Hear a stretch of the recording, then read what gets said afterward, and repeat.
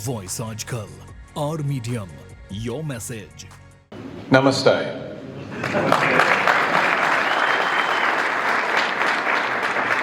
And g'day. They go well together. Can I start by acknowledging the traditional owners of the land on which we're meeting tonight and pay my respects to elders past, present and emerging. Can I also acknowledge the Indian High Commissioner to Australia, my dear friend. Lovely to share this night again with you, and I'm really looking forward to the next chance we have to plan my next visit to India, which is only in a couple of months' time.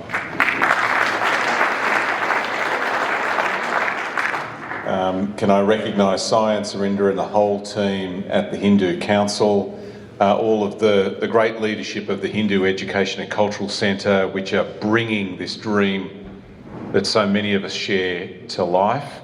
My great mate Murray Norman, who's there as well, holding up the camera. G'day Murray. And my dear, dear friend, Dr. Andrew Child.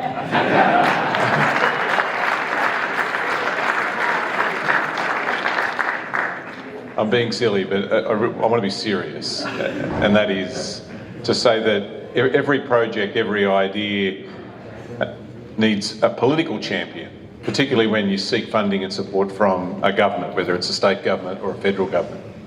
You need somebody who's prepared to fight for it, somebody who's prepared to argue for it. And whether it's Karma Kitchen or whether it's the funding, the $8.5 million we're providing to build the first Hindu school in Australia, that political champion is Dr. Andrew Child.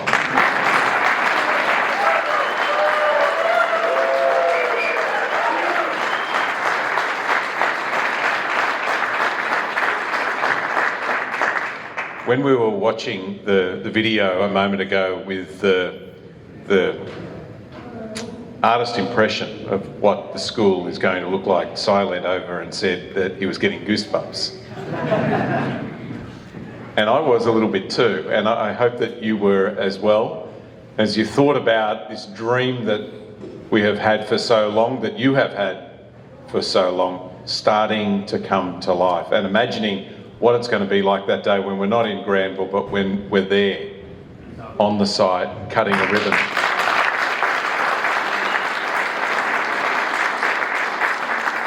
And I did promise to get the Indian Education Minister to come and see the school, and so I've got to organise his next visit for February of 2027, make sure.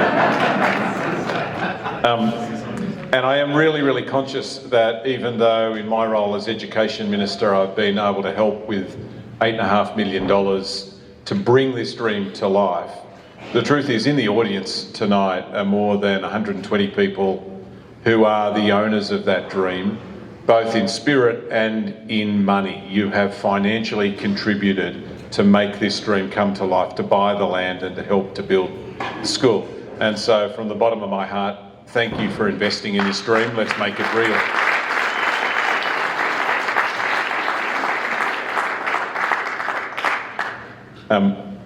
I remember the conversation I had with Andrew when we spoke about this for the first time. And it went a little bit like this. Here is a population of almost 1 million Australians of Indian heritage, many of whom share the Hindu faith. And as you drive through the streets of Sydney, or for that matter Melbourne, you will see lots of churches, you'll see lots of temples, you'll see lots of mosques, you'll see Hindu temples there as well. And when you drive down those same streets, you'll see Catholic schools and Christian schools. You'll see Islamic schools, Jewish schools. You'll even see Buddhist schools or two. But you won't find a Hindu school. And that seemed odd. That seemed wrong. And the idea that the Australian government could help to fix that seemed like a no-brainer.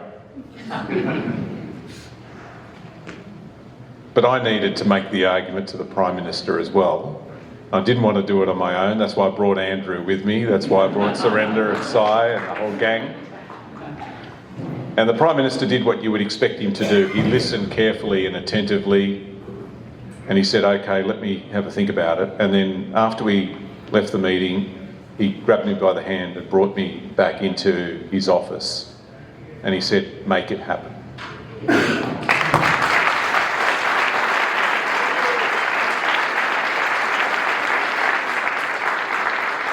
And so that's what we're doing. We're making it happen. And we made the promise in the election campaign. Promises are one thing, delivery is another. We've got to turn the promise, we've got to turn the dream into reality.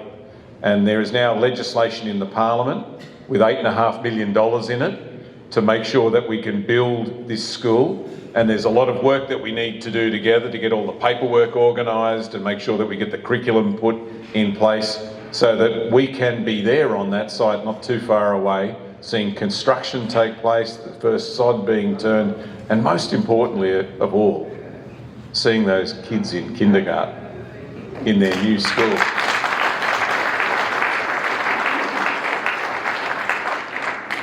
I told the media a little earlier on tonight that there's a park in Cherrybrook, just north of here, a little bit north of where we are here in Granville, and there's a monument in the park with the names of 12 Australians of Indian heritage.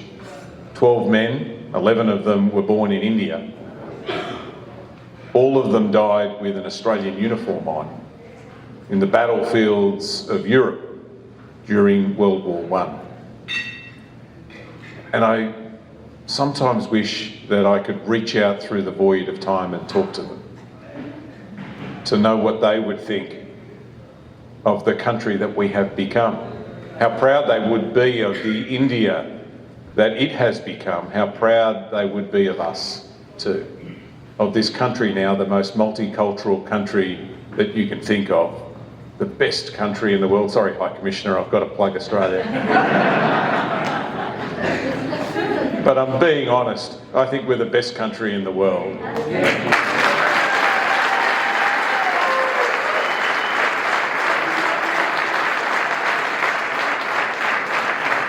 And a big part of that is because what I can see from this stage, we are a country made up of people from all around the world, living together in harmony. And in that sense, we're a message to the rest of the world about what is possible. And this investment, this school, this work that we are doing together is another message about what is possible. And I'm so grateful to be a part of it. Thanks very, very much. VG Times. Be with the times.